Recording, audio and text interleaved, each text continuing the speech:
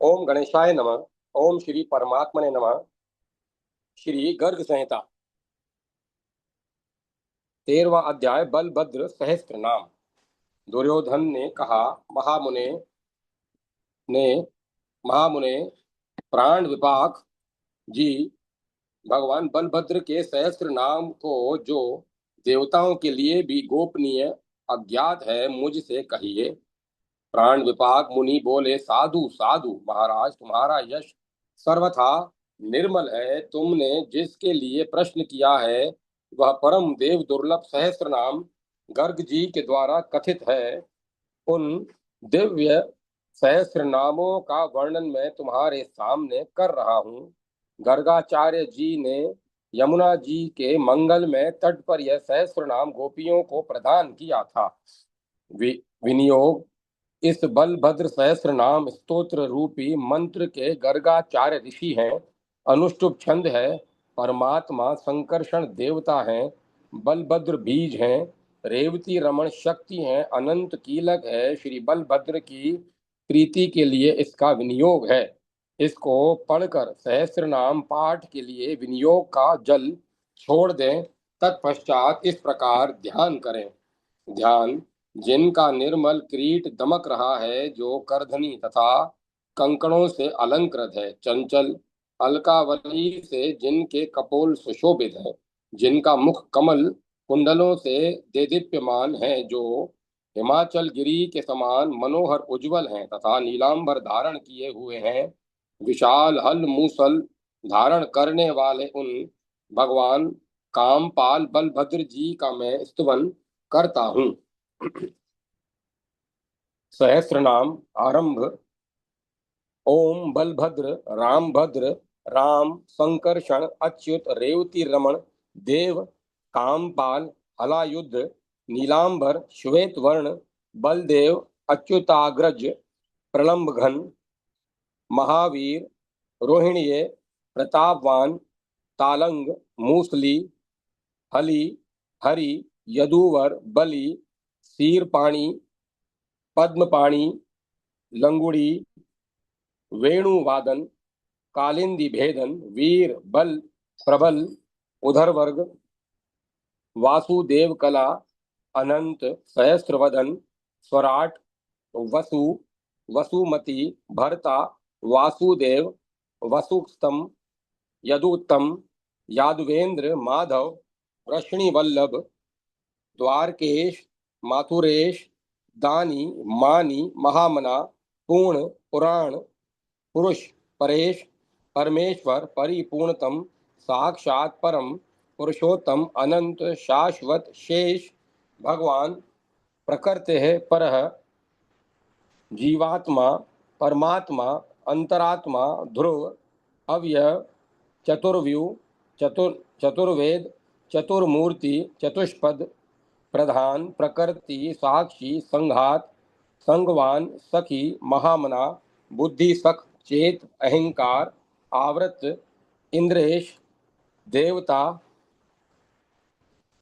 आत्मा ज्ञान कर्म शरम अद्वितीय द्वितीय निराकार निरंजन विराट सम्राट महोग आधार स्थाश्रु चरिष्णुमान फणीन्द्र फणिराज सहस्त्र फण मंडित फणीश्वर फणी स्फूर्ति फुतकारी चितकर प्रभु मणिहार मणिधर वितली सूतली तली अतली सूतलेश पाताल तलातल रसातल भोगीतल स्फुरदंत महातल वासुकी शंखचूणाभ देवदत्त धनंजय कंबलाश्व वेगतर धृतराष्ट्र महाभुज वारुणी मद मतांग मद घृणित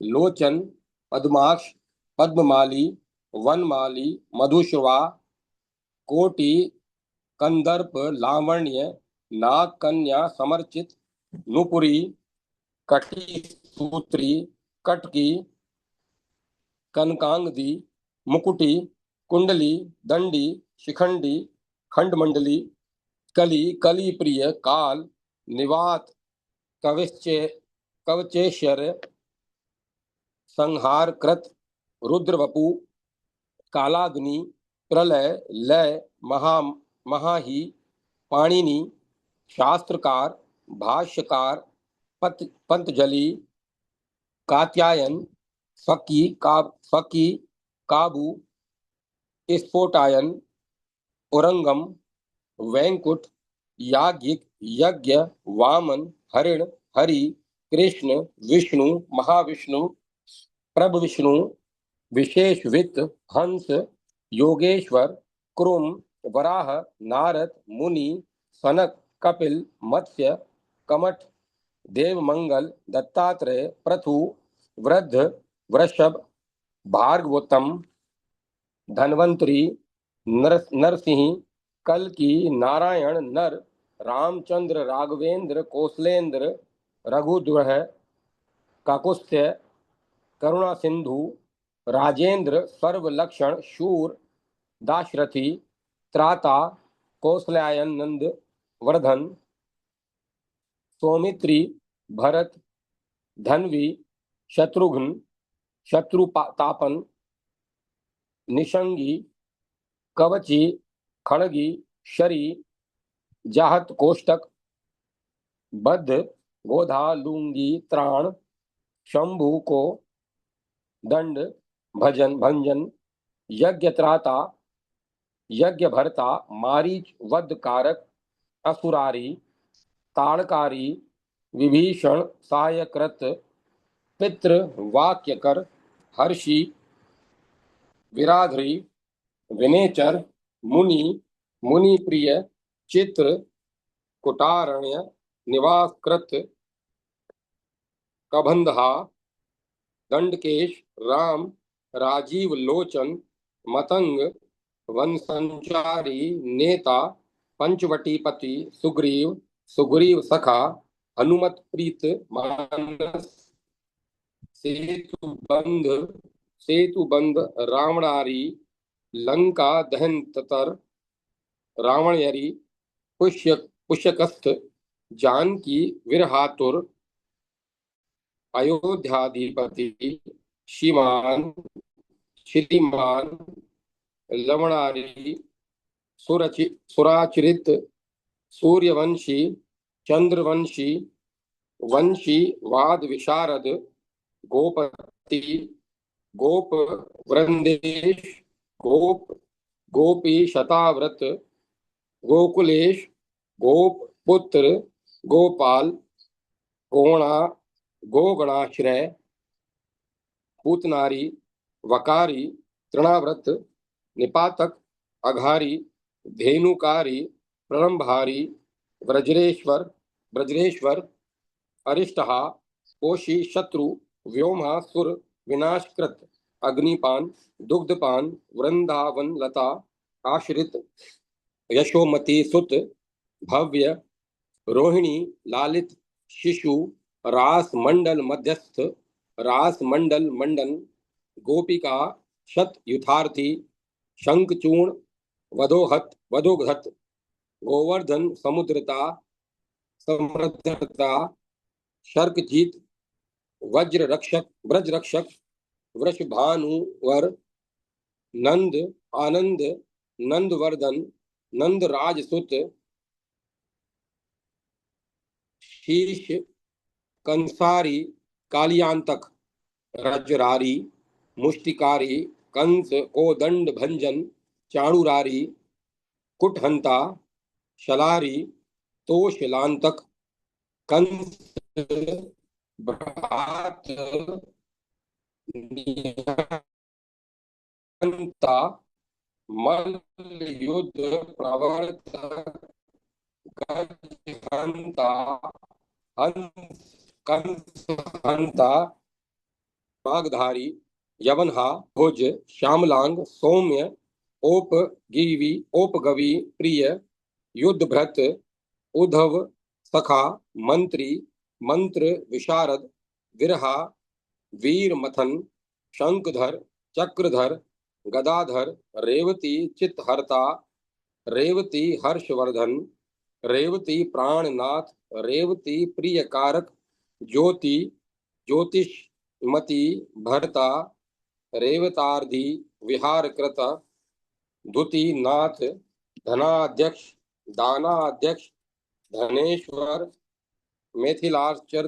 मिथिलार्चित पादाब्ज, मानद भक्तवत्सल, दुर्योधन गुरु, गुरुवी, गदा शिक्षाकर, शमी, मुरारी, मदन, मंद, अनिरुद्ध, धनवी, नावंकर, कल्प वृक्ष, कल्प वृक्षी, कल्प वृक्ष वन प्रभु, संयमंतक मणि, मान्य, गांडवी, कौरवेश्वर, कुंभांड, खंड नरहर, खंडन कर, कूप करण, प्रहार प्रहार कृत, सेव्य, रेवत जामाता, मधु सेवित, माधव सेवित, बलिष्ठ, पुष्ट सर्वांग, भ्रष्ट, पुष्ट, प्रहर्षित, वराण, सिगत, क्रुद्ध, सर्व, पौंड्रुक घातक, सुनंदी,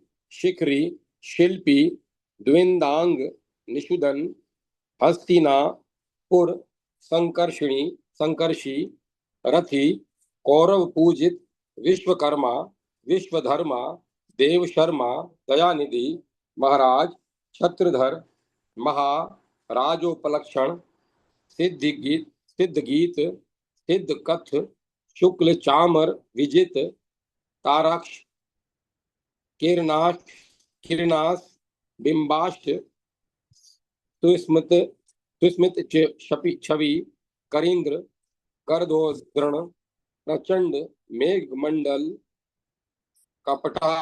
कपाट कषा, पिनांस, पद्मपाद, स्फुरत, धुर्ति, महाविभूति, भूतेश, बंद मोक्षी, समीक्षण, चेद शत्रु संद, दंत, वक्र निषूदक, अजात शत्रु, पापंग, हरिदास सहायकृत, शाल बाहु, शाल्य हंता, तीर्थयायी, जनेश्वर, नेमिषारण यात्रार्थी, गोमती तीर वासकृत, गणकी स्नानवान, स्वंगिवी, वेजंती विराजित, अमलान, पंकजधर, विपाक्षी, शोण संप्लुत, प्रयाग तीर्थ राज, सरयू, सेतु बंधन, गया शीर, धनद, पुलस्त्य, पुलहाश्रम, गंगा सागर,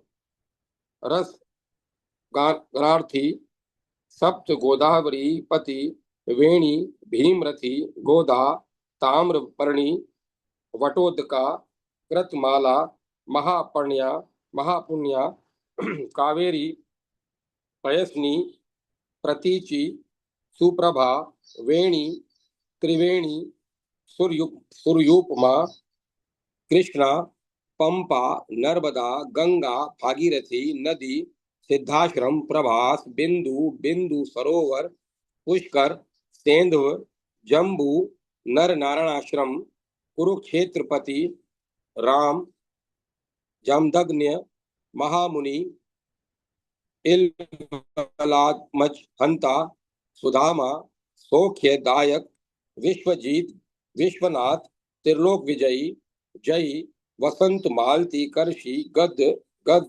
गदाग्रज, गुणार्णव, गुण निधि, गुणपात्री, गुणाकार, रंगवली, जलाकार, निर्गुण, सगुण, बृहत, दुष्ट, श्रुत, भवत, भूत, भविष्यत, अल्प विग्रह, अनादि, आदि, आनंद, प्रत्यग, धामा, निरंतर, गुणातीत, साम्य, समद्रक, निर्विकल्पक, गूढ़, यूढ़, गुण, गौड़, गुणाभास, गुणावृत, नित्य, अक्षर, निर्विकार, शर, अजस्त्र, मुख, अजस्त्र सुख, अमृत, सर्वज्ञ, सर्ववित्त, सार्थ, समबुद्धि, संप्रभ, अक्लेघ्य, अक्षेघ्य, आपूर्ण, अशोष्य, अदाह, निर्वर्तक, ब्रह्म, ब्रह्मधर, ब्रह्मा, ज्ञापक, व्यापक, कवि, अध्यात्म, अधिभूत, अधिदेव, स्वश्रय, आश्रय, महावायु, महावीर, चेष्टा, रूप, तनु, स्थित्य, प्रेरक, बोधक, बोधि, त्रयोविंशति गण, अंशांश, नरावेश, अवतार, भू भूप भूपरि स्थित, मह, जन, तप, सत्य, भू, भूव, स्व, नैमितिक, प्राकृतिक, सांकेतिक, लय, लय, स्वर्ग, विसर्ग, सर्गादि, निरोध, रोध, उतिमान, मनवंतरा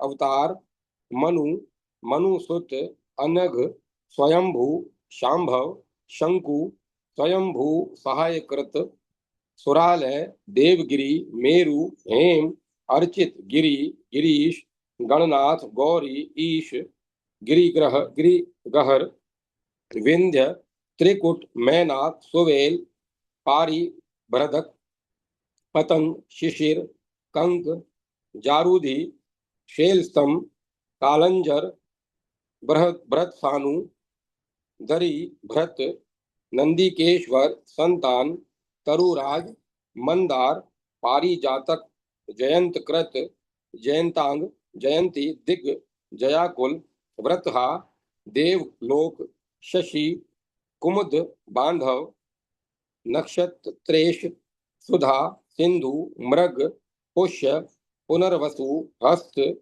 अभिजीत, श्रवण, वेधृति, भास्करोदय, इंद्र, साध्य, शुभ, शुक्ल, व्यतिपात, ध्रुव, सित, शिशुमार, देवमय, ब्रह्मलोक, विलक्षण, राम, वैकुंठनाथ, व्यापी, वैकुंठ नायक, श्वेत द्वीप, अजीत पद, लोका लोका, चलाश्रित, भूमि, वैकुंठ देव, कोटि ब्रह्मांड कारक, असंख्य ब्रह्मांडपति, गोलोकेश, गवापति, गोलोक धाम, धीषण, गोपिका, कुंड, भूषण, गिरिधर, श्रीधर, लीलाधर, गिरिधर, धुरी, कुंतधारी, त्रिशूली, विभत्सी, घरघर, शूलार्पित गज, सुचर्पित गज, गज चर्मधर, गजी, अंत्रमाली, मुंडमाली, व्याली, दंड कमंडलु, वेताल भृत, भूत संघ, कुष्मांड गण, संवृत, प्रमथेश, पशुपति, मृडानी, ईश, मृंड, वृष, कृतांत, संघारी, काल संघारी, कूट, कल्पांत भैरव, षडानन, वीरभद्र, दक्ष यज्ञ, विघातक, कर्पराशि, विशाशी, शक्तिहस्त, शिवा, अर्थद, पिनाक, टंकार कर, चलंजकार, नुपुर, पंडित, तर्क विद्वान, वेद पाठी, श्रुतीश्वर, वेदांत कृत, सांख्य शास्त्री, मीमांसी, कण नाम भाक, कणादि, गौतम, वादी, वाद, न्यायिक, न्यायिक, न्याय, विशेषिक, धर्मशास्त्री, सर्व शास्त्रार्थ तत्वज्ञ, व्याकरण कृत, छंद, व्यास, प्राकृति, वच, पराश्री, संहितावित, व्याव्यकृत, काव्यकृत, नाटकप्रद, पौराणिक, स्मृतिकर, वेद, विद्या, विशारद, अलंकार, लक्षणार्थ, व्यांग, व्यंग, यवित, ध्वनिवित, ध्वनि, वाक्य स्फुट, पद स्फुट, स्फुटवृत्ति, रसार्थवित, श्रृंगार, उज्ज्वल, स्वच्छ, अद्भुत, हास्य, भयानक, अश्वत्व, यवभोजी, यवकृत, यवाशन, प्रहलाद, रक्षक, स्निग्ध, एल, वंश, विवर्धन, गताधि, अम्बरा अम्बरीशांग विघादि गाधी नाम वर नाना मणि समा कीर्ण नाना रत्न विभूषण नाना पुष्पधर पुष्पी पुष्पधनवा प्रपुष्पित नाना चंदन गंधाढ़ नाना पुष्प रसार्चित नाना वर्णमय वर्ण सदा नाना वस्त्रधर ना पद्माकर कोशी नाना कोश वैश्वधरक रत्न कंबल धारी ध्रोत वस्त्र समाकृत समावृत उत्तरीधर पूर्ण घन कुचकवान संगवान पितोषण शीश पितोष पितोषणीश शीतोष्णीश रक्तोष्णीश दिगंबर दिव्यांग दिव्य रचन दिव्या लोक विलोचित विलोकित सर्वोपम निरूपम गोलोकिं कृत कृतांगन कृत स्वात संग गोलोक कुंडली भूत आस्थित माथुर मथुरा आदर्शी चलत खंजल लोचन दधिहर्ता दुग्धहर नवनीत सिताशन तर्क भुक तर्कहारी दधि चौर्यकृत श्रम प्रभावती बद्धकर दामी दामोदर दमी सिकता भूमि चारी बालकेली ब्रजाभर्त धूली धुसर सर्वांग काक पक्षधर सुधी मुक्तकेश वत्स वृंद कालिंदी कुल विषण जल कोलाहली कुली पंक प्रांगण लेपक श्री वृंदावन संचारी वंशीवट तट स्थित महावन निवासी लोहारगल वना धिप साधु प्रियतम साध्य साधवेश गत साधवस रंगनाथ विटलेश मुक्तिनाथ अघनाशक सुकृति सुयशा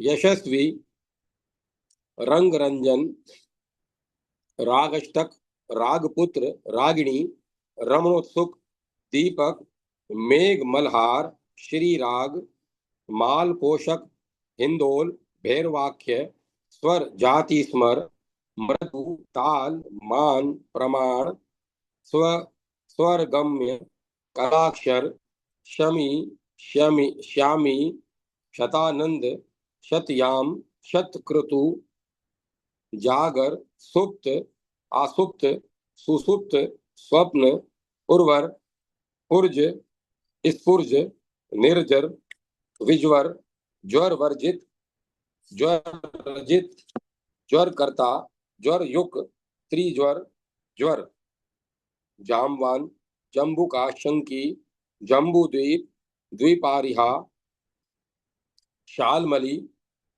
शालमली द्वीप पलश पलश वेशनेश्वर पलश वनेश्वर कुशधारी कुश कोशी कौशिक कुश विग्रह कुश स्थली पति काशीनाथ भैरव शासन दशार सात्वत वृष्णि भोज अंधक निवास कृत अंधक दुंदुभि घोत प्रघोत सांत्वताम पति शूरसेन अनुविषय भोजेश्वर वृष्णीश्वर अंधकेश्वर आहुक सर्वनीतिज्ञ उग्रसेन महोग्र वाक उग्रसेन प्रिय प्राथ्य प्राथ प्रार्थ यदु सभापति सुधर्माधिपति सत्व वृषि चक्राव्रत भीषक सभाशील सभादीप सभाग्नि सभारवि सभाचंद्र सभाभास सभादेव सभापति प्रजार्थ प्रजाभर्ता प्रजा पालन तत्पर द्वार का दुर्ग संचारी द्वार का ग्रह विग्रह द्वार का दुख संहर्ता द्वार का जन मंगल जगन माता जगन त्राता जगन भरता जगत पिता जगत बंधु,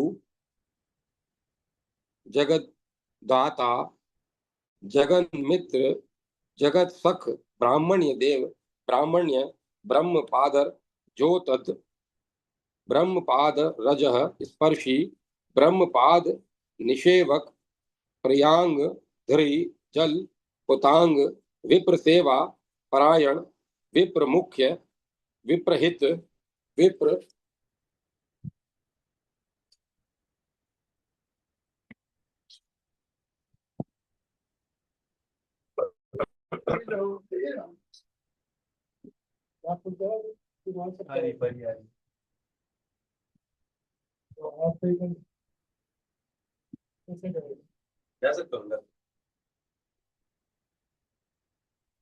विप्र ब्रह्म पाद स्पर्शी,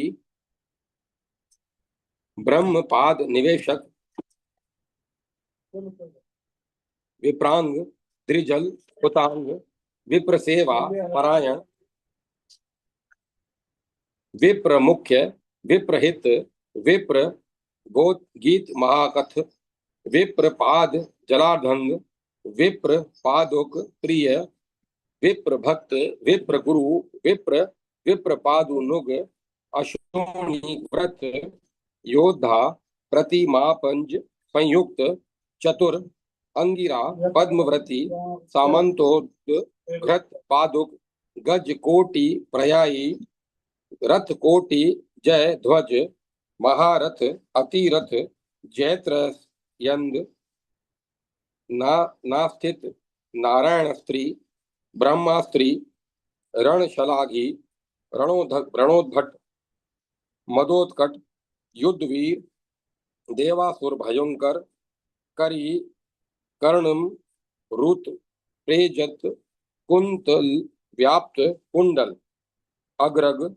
वीर समृद्ध, मर्दल, रण धूर्मल, धुर्मुद, भट प्रीत, भट प्रति भट, प्रोच, बाण वर्षी, इशु तो यद, खड़ग, खंडित, संवार्त, सन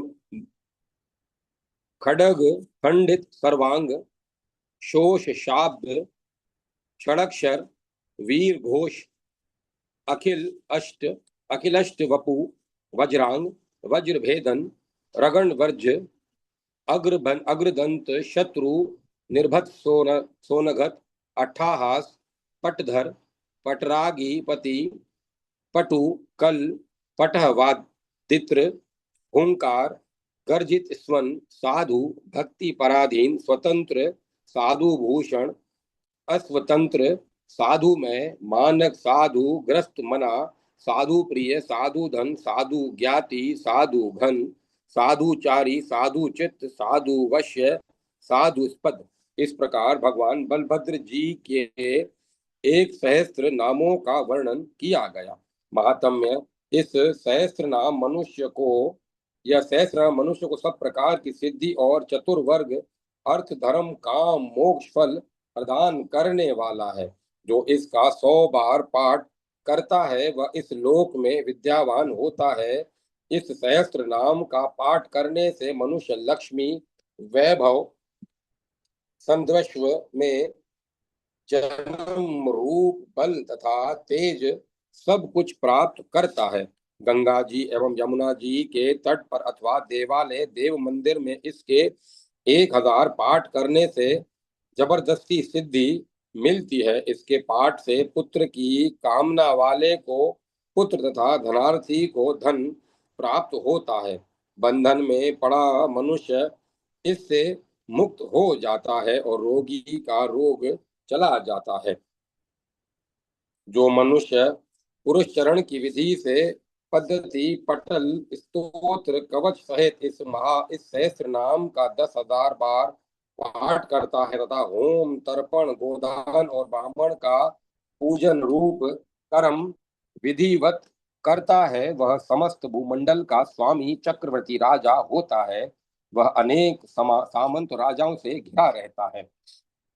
मद की गंध से विहल भ्रमर मतवाले हाथियों के कानों की चपेट से आहत हो उड़ते हुए उसके द्वार पर जाकर उसकी शोभा बढ़ाते रहते हैं। राजेंद्र, यदि कोई मनुष्य निष्काम भाव से रेवती रमण भगवान बलभद्र जी की प्रसन्नता के लिए इस सहस्त्र नाम का पाठ करता है तो वह जीवन मुक्त हो जाता है।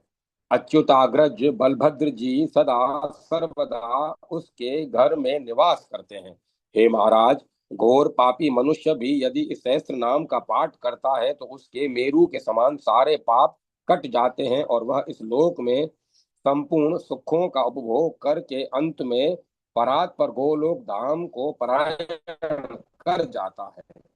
श्री नारद जी कहते हैं, अच्युताग्रज श्री बलभद्र जी के इस पंचांग को सुनकर धृतिमान दुर्योधन ने सेवा भाव तथा परम भक्ति के साथ प्राण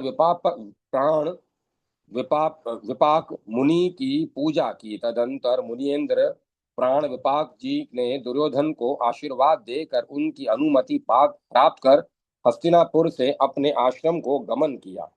पर ब्रह्म परमात्मा भगवान अनंत श्री बलभद्र जी की कथा को जो मनुष्य सुनता अथवा सुनाता है वह आनंदमय बन जाता है। नृपेंद्र, मैं आपके सामने इन सब मनोरथों को पूर्ण करने वाले बलभद्र खंड का वर्णन कर चुका। जो मनुष्य इसका श्रवण करता है वह भगवान श्री हरि के शोक रहित अखंड आनंदमय धाम को प्राप्त हो जाता है। इस प्रकार श्री गर्ग संहिता में श्री बलभद्र खंड के अंतर्गत प्राण विपाक दुर्योधन संवाद में श्री बलभद्र सहस्त्र नाम वर्णन नामक 13वां अध्याय पूरा हुआ। बलभद्र खंड संपूर्ण। जय माता सरस्वती। जय मां सरस्वती। श्री गर्ग संहिता नवम खंड विज्ञान खंड।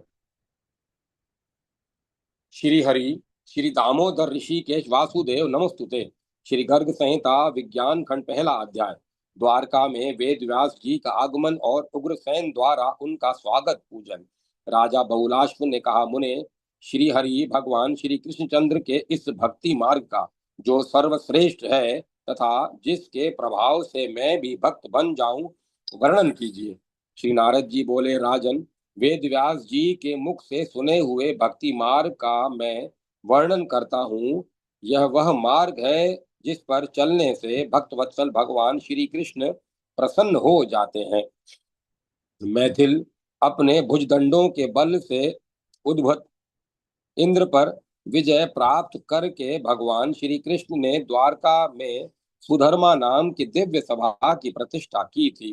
राजन, विश्वकर्मा के द्वारा रचे हुए वैदुर्य मणि के खंभों की करोड़ों पंक्तियां उसके मंडप की शोभा बढ़ाती थी। वहां की भूमि पद्मराग मणि से जड़ी गई थी। उस पर मूंगे की दीवालों से कई विभाग बने थे जिन पर रंग बिरंगे चंदोवे शोभा दे रहे थे और मोतियों की झालरें लटकाई गई थी। उसकी दीवारें सिंहासन के आकार की थी। उन पर काले मेघ में कौंधने वाली बिजली का सा प्रकाश फैलाने वाले जाम्बूनद स्वर्ण के करोड़ों चमचमाते हुए कलश सुशोभित थे।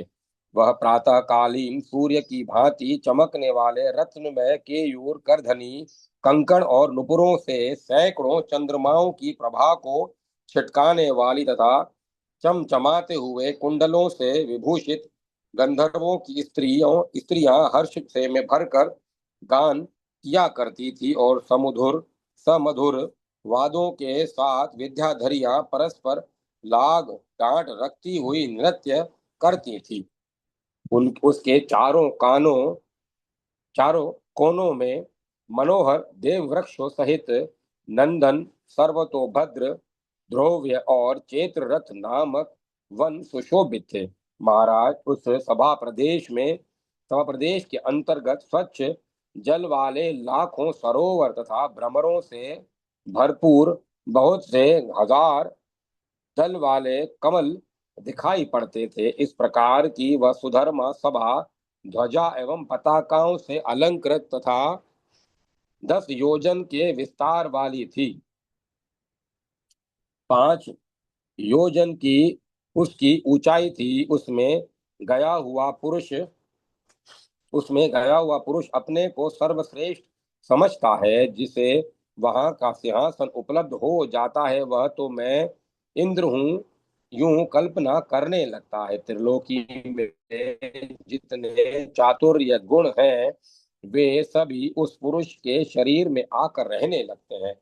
वहां जितनी देर मनुष्य ठहरता है, उतनी देर तक शोक, मोह, जरा, मृत्यु तथा भूख प्यास, ये 6 प्रकार की उर्मियां विकार उसके पास नहीं फटकती। महाराज, जितने मनुष्य वहां प्रवेश करते हैं, उतनी ही बड़ी वह सभा अपने प्रभाव से दिखाई देने लगती है।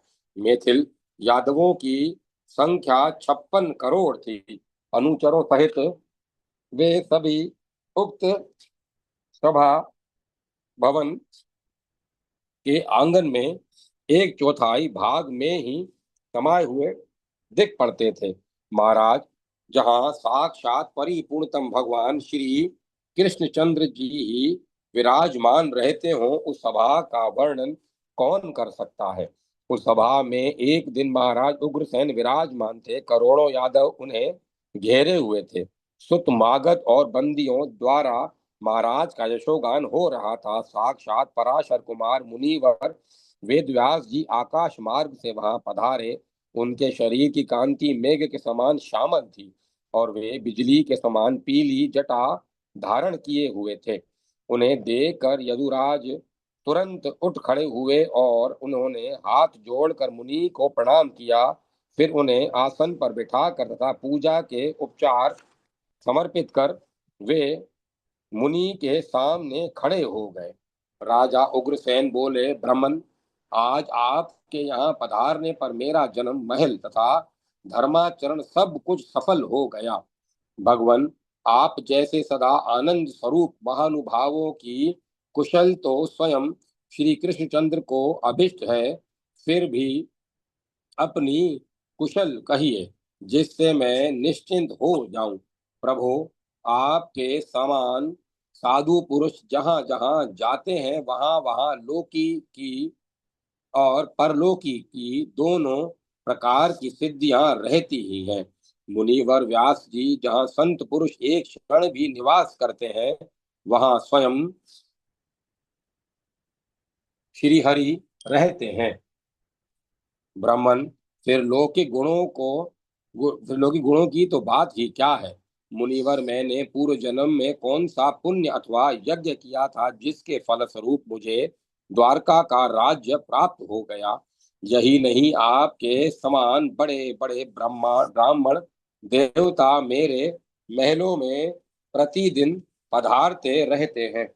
इससे मैं अनुमान करता हूँ कि मैंने निस्संदेह सबसे बड़ा पुण्य किया है।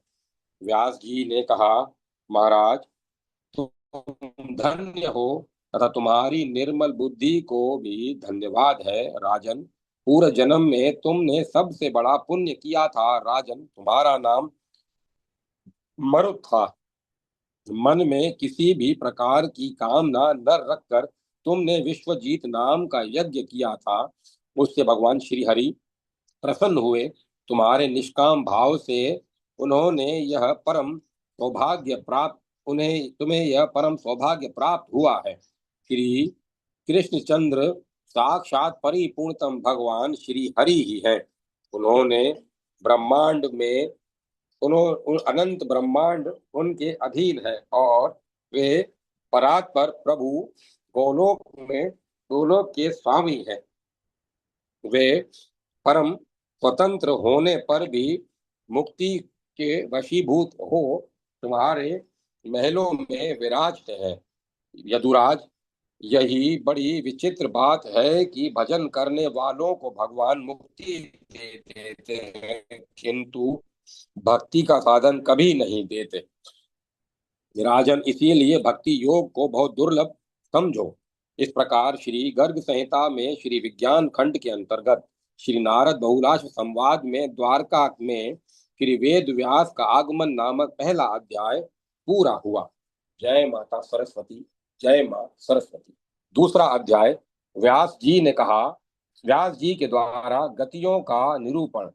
राजा उग्रसेन बोले, आपके द्वारा किए गए वर्णन को सुनकर मैं कृतकृत्य हो गया तथा आनंद से भर गया हूँ।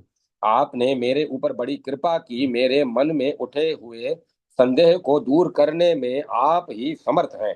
ब्राह्मण, सकाम कर्मों की क्या गति होती है, उनका क्या लक्षण है और उनके कितने भेद हैं, इसे तत्वतः कहने की कृपा कीजिए।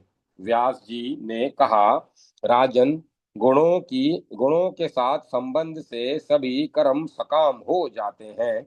वे ही फल का त्याग कर देने पर निष्काम हो जाते हैं। यदुराज, जो सकाम कर्म है उसे बंधन समझो, जो निष्काम कर्म होता है वह मोक्ष देने वाला है।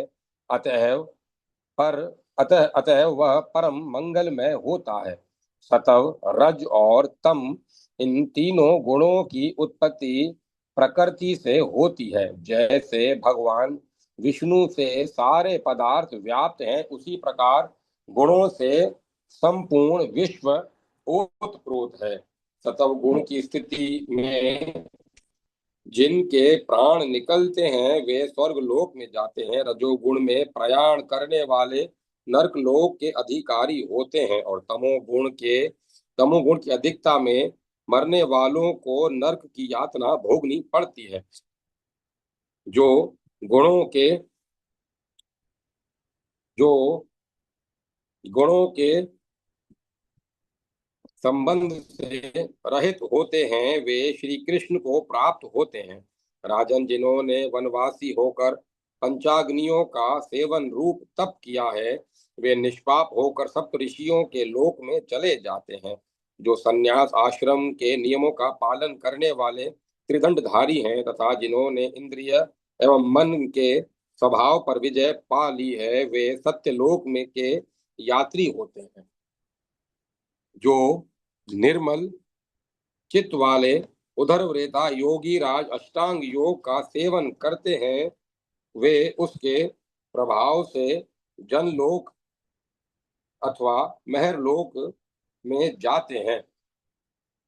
इसमें कुछ भी संदेह नहीं है। यज्ञ का अनुष्ठान करने वाला पुरुष बहुत वर्षों तक इंद्रलोक में वास पाता है। दानशील व्यक्ति चंद्रलोक को और व्रतशील पुरुष सूर्यलोक को जाता है। तीर्थों की यात्रा करने वाले अग्निलोक को, सत्य प्रतिज्ञ वरुण लोक को, विष्णु के उपासक वैकुंठ लोक को और शिव की आराधना करने वाले शिवलोक को परायण करते हैं। जो सुख ऐश्वर्य और संतान की कामना से नित्य पितरों का पूजन करते हैं, वे दक्षिण मार्ग से आर्यमा के साथ पितृलोक को चले जाते हैं। इसी प्रकार पांच देवों की उपासना करने वाले समार्थ लोग स्वर्ग लोक के अधिकारी होते हैं। प्रजापति के उपासक दक्ष आदि प्रजापतियों के लोक को जाते हैं।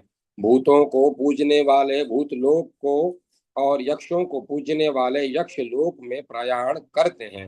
राजन, जो जिसके भक्त होते हैं वे उसी के लोक में जाते हैं, इसमें कुछ भी संदेह नहीं है। राजन, वैसे ही बुरे संग के वशीभूत होकर पाप में रचे पचे रहने वाले लोग यमलोक में जाते हैं, जो दारुण नरकों से घिरा हुआ है। महामते, ब्रह्मलोक पर्यंत जितना भी लोक है उनमें जाने पर पुनरागमन होता है। राजन, इससे तुम समझ लो कि संपूर्ण लोक पुनरावृत्ति है। सकाम कर्मियों की यही गमनागमन रूप गति होती है। जब तक जीव के पुण्य समाप्त नहीं होते तब तक वह स्वर्गलोक में विहार करता है। पुण्य के शेष हो जाने पर उसे न चाहने पर भी काल की प्रेरणा से नीचे गिरना पड़ता है। अतः हे महाबाहु यादवेंद्र, कर्म के फल का त्याग कर देना चाहिए। मनुष्य को चाहिए कि वह ज्ञान और वैराग्य से युक्त होकर निष्काम भक्त हो जाए। फिर प्रेम लक्षणा भक्ति के द्वारा भगवान श्री हरि के भक्तजनों का प्रीति पात्र बनकर भगवान श्री कृष्णचंद्र के चरण कमलों की जो अभय प्रदान करने वाली है और जो परम हंसों द्वारा सेवित है, उपासना करनी चाहिए। जो हठ पूर्वक समस्त लोकों का संहार करने वाली है, वह मृत्यु भी इस भगवत धाम में पहुंच जाने पर शांत हो जाती है। राजा उग्रसेन बोले, भगवान समस्त लोकों को पुनरावृत्ति कहा गया है। इस बात से उन सभी लोकों के प्रति मेरे अंतःकरण में निस्संदेह विराग उत्पन्न हो गया है। ब्रह्मन जहाँ जाकर प्राणी वापस नहीं लौटता और जो सबसे परे है, भगवान श्री कृष्णचंद्र का वह परम धाम कहाँ पर है, यह मुझे बताने की कृपा कीजिए। श्री व्यास जी ने कहा, जहाँ गए हुए प्राणी वहां से लौटते नहीं। भगवान श्री कृष्णचंद्र का वह धाम ब्रह्मांडों के बाहर है। विज्ञ जन उसे ही उत्तम गोलोक धाम कहते हैं। जीव समूह से भरा हुआ 50 करोड़ योजन में विस्तृत यह ब्रह्मांड है। इसके आगे इससे दुगनी अर्थात 100 करोड़ योजन के विस्तार वाली ब्रह्म द्रव्य नाम की जल राशि है, जिसमें यह ब्रह्मांड परमाणु के समान दिखाई पड़ता है। उसमें इसके अतिरिक्त करोड़ों ब्रह्मांड और हैं। उसके उस पार वह गोलोक है, जहाँ न सूर्य का प्रकाश है, न चंद्रमा का और न अग्नि का ही। काम क्रोध लोभ और मोह की वहाँ गति नहीं है। वहाँ न शोक है, न बुढ़ापा है, न मृत्यु है और न पीड़ा है। वहाँ प्रकृति और काल भी नहीं है। फिर गुणों का तो प्रवेश वहाँ हो ही कैसे सकता है। जो स्वयं अनिवार्य है, वह शब्द ब्रह्म वेद भी उस लोक का राजा उस लोक का वर्णन करने में असमर्थ है। भगवान श्री कृष्ण के तेज से प्रकट हुए अनेक पार्षद वहां रहते हैं। राजन, जो इंद्रियों और मन पर विजय पाए हुए हैं, अकिंचन भक्त हैं, अर्थात संसारिक प्राणी पदार्थों में जिनका कहीं कुछ भी ममत्व नहीं रह गया है, जो सब में समान भाव रखने वाले हैं, जो भगवान श्री कृष्ण के चरण कमलों के मकरंद रस में सदा निमग्न रहते हैं, तथा जो प्रेम लक्षणा भक्ति से युक्त हैं एवं सर्वदा के लिए कामनाओं से सर्वदा रहित हो गए हैं, वे ही समस्त लोकों को लांग कर उस उत्तम भगवत धाम में जाते हैं। इसमें तनिक भी संदेह नहीं है। इस प्रकार श्री गर्ग संहिता में श्री विज्ञान खंड के अंतर्गत श्री नारद बहुलाश्व संवाद में व्यास जी के द्वारा लोक गतियों का निरूपण नामक दूसरा अध्याय पूरा हुआ। जय माता सरस्वती। जय मां सरस्वती। तीसरा अध्याय सकाम और निष्काम भक्ति योग का वर्णन। राजा उग्रसेन ने कहा, ब्राह्मण गुण और कर्म की गति आपके श्री मुख से मैं सुन चुका। सभी लोग आवागमन से युक्त हैं, यह भी भली भांति निश्चित हो गया। निष्काम भाव से साक्षात श्री हरि का सेवन करने पर भक्तों को वह उत्तम धाम, जो दिव्य एवं दूसरों के लिए दुर्लभ है, मिलता है। यह भी सुन लिया, आप वर्णन करने वालों में सर्वश्रेष्ठ हैं। अब मुझे यह बताइए कि भक्ति योग, जिसके प्रभाव से भक्त वत्सल भगवान प्रसन्न हो जाते हैं, कितने प्रकार का है। श्री व्यास जी बोले, द्वारका नरेश, तुम धन्य हो। तुम श्री हरि के प्रेमी हो तथा भगवान श्री कृष्ण तुम्हारे इष्ट देव है। तुमने भक्ति योग के संबंध में प्रश्न किया है, इससे तुम्हारी यह निर्मल बुद्धि भी धन्य है। यादव, जिसे सुनकर संसार का संहार करने वाला घोर पापी भी शुद्ध हो जाता है, उस भक्ति योग का वर्णन विस्तार पूर्वक तुम्हें सुनाता हूँ। राजन, सगुण और निर्गुण भेद से भक्ति योग दो प्रकार के हैं। दो प्रकार का है। सगुण के अनेक भेद हैं और निर्गुण का एक ही लक्षण है। देहधारियों के गुणानुसार सगुण भक्ति के विभिन्न प्रकार होते हैं। उन गुणों से युक्त 3 तरह के भक्त होते हैं, उनका वर्णन अलग अलग सुनो। जो भेद दृष्टि रखने वाला क्रोधी पुरुष हिंसा, दंभ और मात्सर्य का आश्रय लेकर श्री हरि की भक्ति करता है, उसे तामस भक्त कहा गया है। राजन, जो यश ऐश्वर्य तथा इंद्रियों के विषयों को लक्ष्य करके यत्न पूर्वक श्री हरि की उपासना करता है, उसकी गणना राजसिक भक्तों में है। जो कर्मक्षय का उद्देश्य लेकर अभेद दृष्टि से मोक्ष के लिए भगवान विष्णु की उपासना करता है, वह भक्त सात्विक कहा जाता है। महामते अर्थार्थी, आर्थ, जिज्ञासु और ज्ञानी, ये चार प्रकार के पुरुष भगवान विष्णु का भजन करते हैं। इन्होंने स्वयं अपना कल्याण कर लिया है। यूं यूं भक्ति योग के अनेक प्रकार हैं। भक्ति योग के द्वारा जो श्री हरि का पूजन करते हैं, वे सकामी भक्त भी बड़े सुकृति पुण्यात्मा हैं।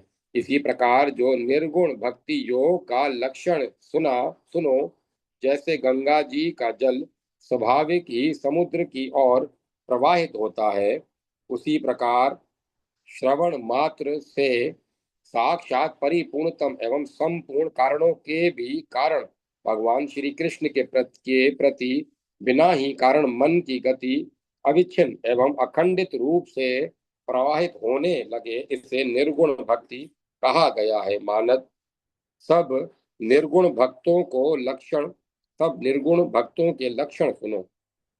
अब निर्गुण भक्तों के लक्षण सुनो। भगवान के उन भक्तों की अखंड भूमंडल के राज्य, ब्रह्मा के पद, इंद्रासन, पाताल के सात्विक स्वामित्व तथा योग की सिद्धियों में भी स्पृहा नहीं रहती।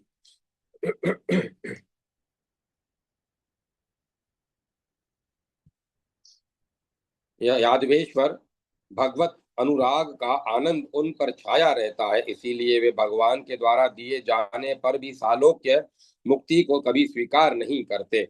दूर रहने पर जैसा प्रेम होता है, समीप आने पर वैसा ही होता है। यह सोचकर वे निष्काम भक्त भगवान के विरह में व्याकुल रहना पसंद करते हैं, अतः सामीप्य मुक्ति की भी इच्छा नहीं करते। किन्हीं भक्तों को भगवान सारूप्य मुक्ति देते हैं, किंतु निरपेक्ष होने के कारण भक्त उसे भी स्वीकार नहीं करते। समानत्व की अभिमति होने पर भी केवल भगवान की सेवा के प्रति ही उनकी उत्कंठा बनी रहती है। ऐसे भक्त एकत्व, सायुज्य अथवा ब्रह्म के साथ एकता रूप केवल्य को भी कभी नहीं लेते। उनका अभिप्राय यह है कि यदि ऐसा हो जाए तो स्वामी और सेवक के धर्म में अंतर ही क्या रह जाएगा। जो निरपेक्ष भक्त होते हैं, उनकी सब में समान दृष्टि रहती है। उनका स्वभाव शांत होता है और वे किसी से वैर नहीं रखते।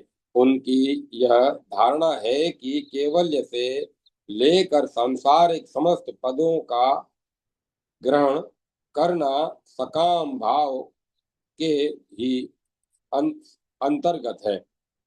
जिस प्रकार फूलों की गंध को नासिका ही जानती है, आंखों को उसका ज्ञान नहीं होता, ठीक वैसे ही निरपेक्षता रूप महान आनंद को भगवान के निष्काम भक्त ही जानते हैं। जैसे रस को बनाने वाला हाथ रस के स्वाद से सदा अनभिज्ञ रहता है, उसी प्रकार सकामी भक्त कभी भी उस आनंद को नहीं प्राप्त जान सकते।